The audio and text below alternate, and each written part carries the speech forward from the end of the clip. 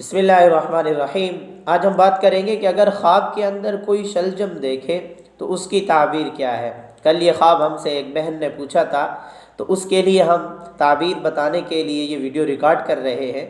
अगर आप भी हमसे अपना ख्वाब पूछना चाहते हैं या कोई शरई मसला पूछना चाहते हैं या कोई वज़ाइफ पूछना चाहते हैं, अपनी ज़िंदगी में परेशानियां हैं उनके हल के लिए वज़ाइफ पूछना चाहते हैं, तो आप भी कमेंट्स के अंदर हमसे वो सवाल, वो ख्वाब, वो वज़ाइफ पूछ सकते हैं। लेकिन शर्त ये है आप उर्दू में लिखें, सवाल अपना इलाका लिखें। अगर ख्वाब पूछ रहे हैं तो आप ये बताएं कि आप शादीशुदा हैं या गैर शादीशुदा, मर्द हैं या औरत हैं, और ख्वाब किस वक्त देखा है, ताकि आपको ताबीर बताई जा सके और आपकी ताबीर भी वीडियो की शक्ल में बताई जाएगी।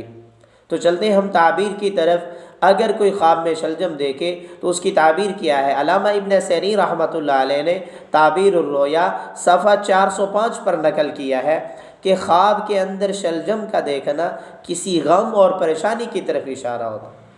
तो जिसने ख्वाब देखा है उसको चाहिए कि वो थोड़ा सा सदका वगैरह कर दे। और अल्लामा इब्न सीरीन रहमतुल्लाह अलैह ने लिखा है, हज़रत जाबिर मग़रिबी रहमतुल्लाह अलैह के हवाले से, हज़रत जाबिर मग़रिबी रहमतुल्लाह अलैह फरमाते हैं कि पक्के शलजम का देखना कच्चे शलजम से बेहतर है। यानी जिसने पक्का शलजम देखा हो तो ये कच्चे शलजम से ज़्यादा बेहतर होता है। और हज़रत जाफ़र सादिक़ रहमतुल्लाह अलैह के हवाले से लिखा है, अगर शलजम को अपने आप से दूर किया हो, फेंक दिया हो या दूर कर दिया हो, तो मतलब ये है कि साहिब ख्वाब से उसकी परेशानियां दूर हो जाएंगी, उसके गम उससे दूर हो जाएंगे, उसके दिल के अंदर जो वह हर वक्त बात रहती है वो भी दूर हो जाएगी। ये थी शलजम की ताबीर जो हमने बताई। अगर आप भी हमसे पूछना चाहते हैं तो नीचे कमेंट्स के अंदर आप अपने ख्वाब लिखें और अपना इलाका भी बताएं, ये भी बताएं कि शादीशुदा है या गैर शादीशुदा।